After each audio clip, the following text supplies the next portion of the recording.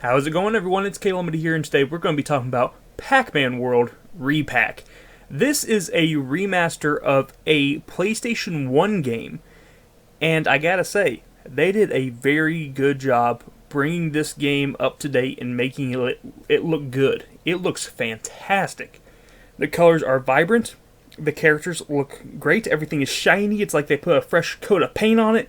It looks fantastic. I absolutely love the way it looks. And in fact, there is a PS2 game as well called Pac-Man World 2, and I hope that they remaster that one as well, because after playing this one, I wouldn't mind having more. This is a fun game. This is a 3D platformer featuring, of course, everyone's favorite yellow circular character, Pac-Man. And there is actually a story to it. This story is about Pac-Man's family getting kidnapped. So he's going to go save his family. And along the way, you're going to go through different environments, and you're going to go through different bosses.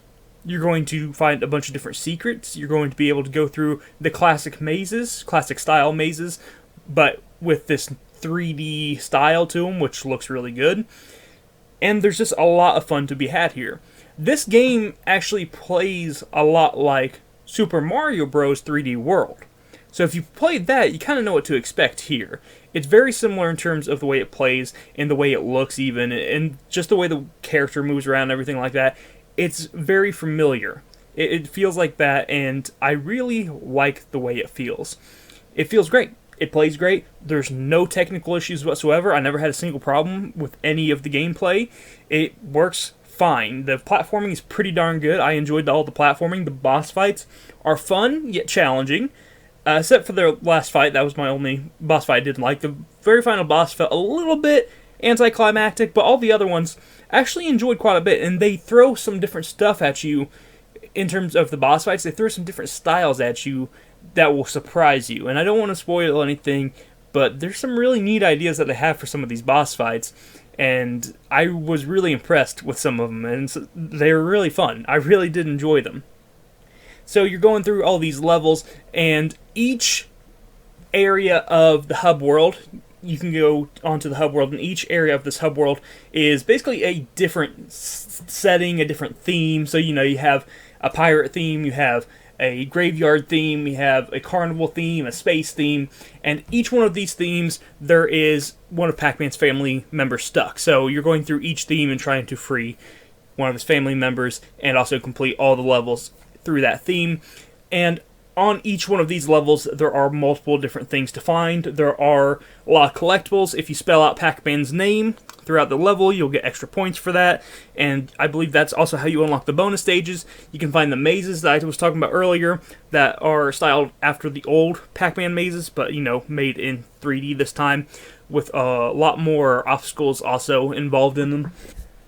If you're not very good at platformers, do not worry. This game throws plenty of extra lives at you. Like plenty. You will find so many throughout the level. Not only that, but at the end of each level, it will actually take all the points you've earned throughout the level by finding pellets, by finding fruit, by finding all that stuff. And all those points will also go towards extra lives. Not only that, but you also get to play a slot machine at the end of each level with the tokens that you find inside the level. Depending on how many tokens you find, that's how many plays you'll get on the slot machine. And if you wind up 3 of the different fruit on the slot machine, you'll get extra lives. So there you go. You have plenty of lives in this game. You'll never have to worry about running out. That probably, I guess you could look at that as a negative. It doesn't really bother me either way, because at least when it comes to the boss fights, you're still getting punished in terms of when you lose a boss fight, you have to restart the entire boss fight. So it's not like this game is consequence-free. It's just more of, you're going to have to be redoing checkpoints over and over again instead of having full-on game overs. So, take that how you will. I don't know if that's a good thing or a bad thing. For me, it doesn't really matter. I would personally rather have it just do the checkpoint thing, because having a game over and, having to restart from scratch just seems miserable. So I don't really want to do that. So I think that the way they have it set up is pretty good, in my opinion. There are also some other things I would like to bring up real quick. There is a bunch of different, I guess you could call them mini games. The whole maze thing I was talking about earlier. If you go onto the hub world, and you go into the main area that you start out in, you can actually go through these 3D mazes. You can go through them, and there's a ton of 3D mazes to go through, and it just adds a little bit more to do in the game, you know? It fills out that game time, you know? So I liked the 3D mazes quite a bit. I thought they were fun, and some of them are challenging, some of them not so much. They're definitely not as challenging as Retro Pac-Man, but still, I still think that they are quite a bit of fun. If you beat the game, then you also get to play Retro Pac-Man. It actually will open up an arcade machine for you to use, so you can play the original Pac-Man, which is kind of cool. And yeah, it's just a lot of fun. I really like this game. It took me about 7 hours to beat, and that was with me replaying a few levels as well, because I wanted to get gold crowns on each level.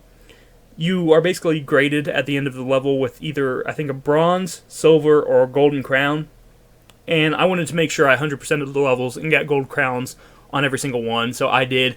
So I did replay through a few levels, but all in all, my adventure and my playtime took me about 7 hours to complete the game.